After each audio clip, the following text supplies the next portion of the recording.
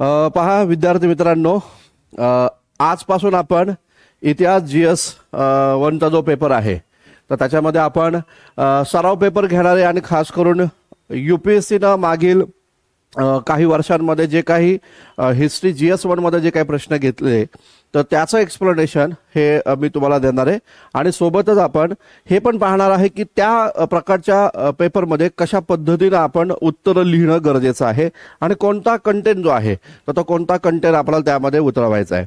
आता बघा, जनरली जर आपण पाहिलं तर इतिहास हा जो विषय आहे GS 1 साठी तर आयोगाने एकूण 6 महत्त्वाच्या मुद्द्यांमध्ये तो या ठिकाणी समाविष्ट केला। त्यामध्ये प्राचीन भारताचा आर्ट अँड कल्चर आहे, दुसरा मुद्दा जो आहे तो म्हणजे भक्ती चळवळ आहे, तिसरा जो आहे तो म्हणजे आधुनिक भारताचा इतिहास आहे, त्याचबरोबर चौथा घटक आहे भारतीय स्वातंत्र्य लढा, 6वा घटक जो आहे तो स्वातंत्र्योत्तर भारत आणि त्याचबरोबर 5वा घटक स्वातंत्र्योत्तर भारत आणि 6वा घटक जो आहे तो आधुनिक जगाचा इतिहास।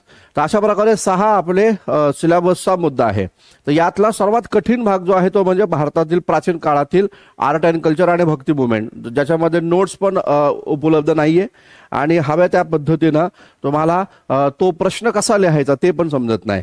तर बघा, असाच एक प्रश्न आता आपण इथं पाहूया की ज्यामध्ये आयोगानं हा प्रश्न या ठिकाणी विचारला होता। आता बघा, हा 150 शब्दांमध्ये विचारलेला प्रश्न आहे आणि खास करून जर आपण पाहिलं तर 2020च्या UPSCनं दिलेला हा प्रश्न आपल्याला या ठिकाणी दिसून येतो। आता बघा, प्रश्न जो आहे तो काय आहे तो आधी नीट समजून घेऊ।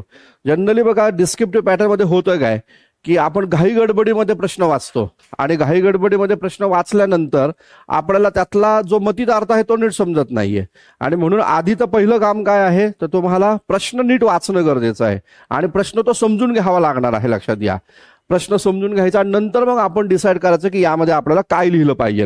आता बघा, हा प्रश्न आपण पाहतो की पाल काळ हा भारतातील बौद्ध धर्माच्या इतिहासातील सर्वात महत्त्वाचा टप्पा आहे, अशा प्रकारचा सरळ प्रश्न आहे आणि इथं म्हणलेलं आहे गणना करा। या प्रकारची गणना करा अशा पद्धतीचं म्हणणं आहे। आता बरेचसे विद्यार्थी इथं गणना करा, तुलना करा यामध्ये अडकून पडतात। तर बघा, तिथं जास्त ट्रेस देऊ नका, फक्त आपल्याला हे लक्षात ठेवा की पाल शासन कालखंड जो आहे त्याच्यावर प्रश्न आहे, पालांचा जो कालखंड आहे त्याच्यावर प्रश्न विचारला आणि इथं म्हणलेलं आहे की भारतातील बौद्ध धर्माच्या इतिहासातील हा एक सर्वात महत्त्वाचा टप्पा इथे या ठिकाणी मानला जातो। तर अशा प्रकारचा सरळ प्रश्न आपल्याला दिसतोय। आता बघा, बरेचसे विद्यार्थी काय करतात, बौद्ध धर्माचा उदय कुठून झाला, जसं सिद्धार्थ गौतम बुद्ध याचे संस्थापक होते, बौद्ध धर्माचा तत्वज्ञान किंवा बौद्ध धर्माशी संबंधित काही महत्त्वाची इन्फॉर्मेशन ते लिहायचा प्रयत्न करतात। तर तसं बिलकुल लिहायचं नाही। लक्षात घ्या, प्रश्न लिहित असताना थेट उत्तराला सुरुवात करणं गरजेचं आहे। म्हणजे तुम्ही जितकं कमी शब्दांमध्ये मोजक्या पद्धतीने लिखाण करता ते जास्त इफेक्टिव्ह या ठिकाणी राहतं आणि विशेष महत्त्वाचं म्हणजे शब्द मर्यादा जी आहे ना तर ती शब्द मर्यादा तिचं उल्लंघन झालं नाही पाहिजे। म्हणजे 150 शब्द जर तुम्हाला सांगितलेले आहे तर ते 150 शब्दांमध्ये उत्तर आले पाहिजे। 150 मध्ये 160 चालतील, 160 चालतील, मात्र 200-250 लिहू नका किंवा याच्यामध्ये 140 145 पण चालतील, पण अगदीच 90 आणि 80 नकोय। ठीक आहे ना, तर 150 शब्द इथं विचारले तर शब्द मर्यादा इम्पॉर्टंट आहे। आता बघा, इथं म्हटलेलं की पाल शासकांचा कालखंड, तर सर्वात पहिल्यांदा तुम्हाला हे लक्षात आलं पाहिजे की पालांचा शासन कालखंड जो आहे हा कधीपासून कधीपर्यंत या ठिकाणी आहे। ठीक आहे ना, मग यामध्ये काय काय आपल्याला इथं मेन्शन करणं गरजेचं आहे ते थोडंसं आता मी तुम्हाला इथं सांगतो। बघा, आता पालांचा शासन कालखंड जो आहे तर तो आपल्याला इथं लक्षात आला पाहिजे की पालांचं राज्य जे होतं हे मध्यपूर्व भारतातलं किंवा मध्यपूर्व भारत जो आहे तर त्या कालखंडातील होते। म्हणजे 8th सेंचुरी AD पासून ते 12th सेंचुरी AD, तर हा कालखंड जो आहे हा पाल शासकांचा कालखंड इथे या ठिकाणी मानला जातो। दुसरं महत्त्वाचं म्हणजे काय की हे जे पाल राज्यकर्ते जे आहे हे बौद्ध धर्मीय होते। लक्षात घ्या, यांनी बौद्ध धर्माला राजाश्रय दिला आणि ते स्वतः देखील बौद्ध धर्मीय इथे या ठिकाणी होते, हा मुद्दा या ठिकाणी लक्षात घ्या। आणि मग या पाल शासकांच्या काळामध्ये जर आपण पाहिले तर राज्यकर्ते कोण होते, कोणकोणते शासक होते ते पण एक बेसिक इन्फॉर्मेशन आपल्याकडे असली पाहिजे। मग त्याच्यामध्ये जर आपण पाहिलं तर आपल्याला एकूण 4 महत्त्वाचे राज्यकर्ते इथे या ठिकाणी पाहायला भेटतात। मग या 4 महत्त्वाच्या राज्यकर्त्यांमध्ये कोण कोण होतं तर इथं आपल्याला पाहायला भेटतो, एक होता गोपाल। बघा, गोपाल होता। त्याच्यानंतर जर आपण पाहिलं इथं धर्मपाल या ठिकाणी आहे, धर्मपाल आपल्याला दिसून येतो। त्याच्यानंतर जर आपण पाहिलं तर देवपाल जो आहे हा देवपाल या ठिकाणी होता आणि याचबरोबर रामपाल नावाचा एक महत्त्वाचा शासक इथे या ठिकाणी होते। ते पालांचे महत्त्वाचे शासक इथे या ठिकाणी दिसतात। आता बघा, पहिला इंट्रोडक्शन करत असताना, त्या प्रश्नाचं इंट्रोडक्शन करत असताना तुमच्या उत्तरामध्ये काय असलं पाहिजे तर ते लक्षात घ्या. एक तर असलं पाहिजे की इसवी सनाच्या 8व्या शतकापासून ते 12व्या शतकापर्यंत पालांची शासन व्यवस्था भारतामध्ये होती. मग त्याचं लोकेशन पण टाकलं पाहिजे. मग भारतामध्ये कुठे होते तर बंगाल, बिहार, ओरिसा या भागामध्ये पालांचं राज्य या ठिकाणी होतं. ठीक आहे ना. म्हणजे इसवी सनाच्या 8व्या शतकापासून ते 12व्या शतकापर्यंत बंगाल, बिहार, ओरिसा या भागामध्ये पाल राज्यकर्ते इथे या ठिकाणी राज्य करत होते.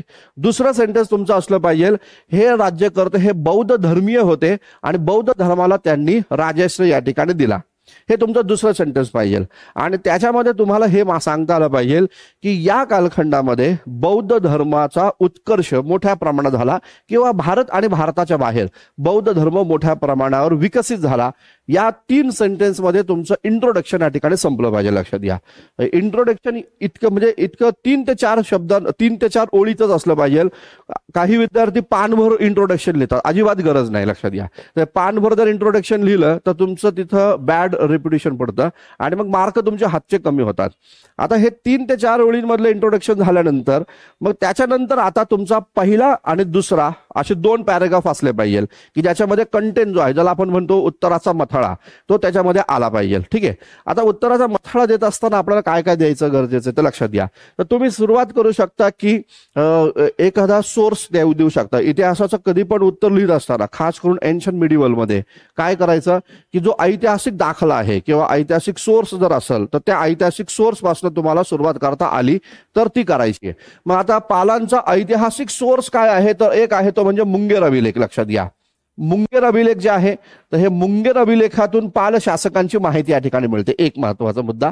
आणि दुसरा सोर्स जो आहे तो म्हणजे लामा तारानाथ जे आहे ना, तर लामा तारानाथ जे आहे हे लामा तारानाथ एक बौद्ध इतिहासकार आहे. लक्षात घ्या, तर लामा तारानाथ तर यांच्यापासून पण तुम्ही या ठिकाणी करू शकता.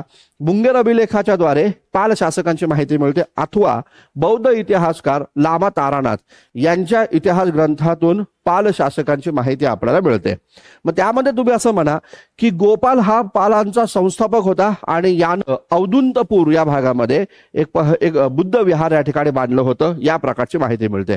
म्हणजे तुम्हाला इथं काय लिहिणं गरजेचं आहे तर औदुंतपूर जो आहे तर औदुंतपूर बुद्ध विहार हे लिहिणं खूप जास्त गरजेचं आहे.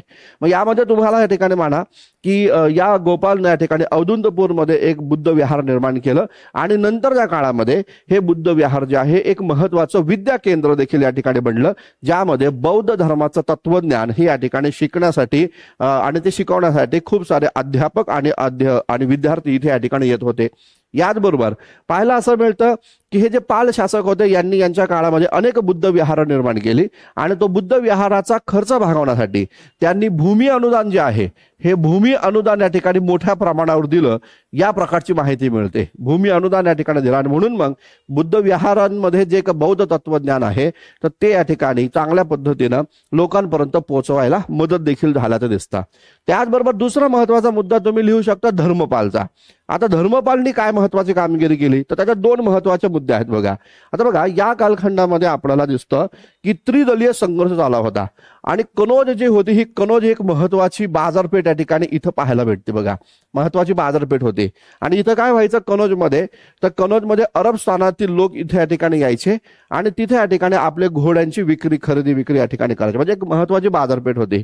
तर लक्षात घ्या, या धर्मपालच्या काळामध्ये कनौजवर नियंत्रण स्थापन झालं आणि पालांचा जो काही साम्राज्य होतं हे उत्तर भारतामध्ये देखील प्रसारित झालं आणि त्यामुळं या धर्मपालच्या काळामध्ये बौद्ध धर्म जो आहे हा उत्तरेकडे पण मोठ्या प्रमाणावर प्रसारित झाल्याचं दिसून येतं आणि व्यापारी केंद्र हे कनौज त्यांच्या ताब्यात असल्यामुळं आलेले व्यापारी लोकांना बौद्ध तत्वज्ञानाची देखील ओळख झाली आणि त्यामुळं त्या व्यापारी लोकांच्या माध्यमातून बौद्ध तत्वज्ञान भारताच्या बाहेर देखील प्रसारित झाल्याचं दिसून येतं. धर्मपालच्या काळात सर्वात महत्वाचं काम काय केलं तर धर्मपालच्या काळामध्ये विक्रमशिला विद्यापीठ जे आहे, बघा विक्रमशिला विद्यापीठ एक बौद्ध अध्ययन केंद्र हे विक्रमशिला विद्यापीठाची स्थापना झाली। याचबरोबर या धर्मपालनं नालंदा विद्यापीठ जे आहे तर त्या नालंदा विद्यापीठाची देखील डागडोजी या ठिकाणी केल्याचे दिसून येतं। म्हणजे नालंदा आणि त्याचबरोबर विक्रमशिला असे दोन महत्वाचे विद्यापीठांची निर्मिती ही या काळामध्ये झाली। आता या दोन विद्यापीठांची ख्याती जगभरामध्ये पसरलेली होती आणि या दोन विद्यापीठांमध्ये शिकण्यासाठी जावा, सुमात्रा, इंडोनेशिया, जपान, चीन, थायलंड त्याचबरोबर युरोपातले लोक देखील इथे या ठिकाणी येत होते अशा प्रकारची माहिती मिळते। मग या लोकांच्या माध्यमातून बौद्ध तत्वज्ञान जे आहे तर ते या ठिकाणी भारताच्या बाहेर देखील प्रसारित होताना एकंदरीत या ठिकाणी दिसून येतात।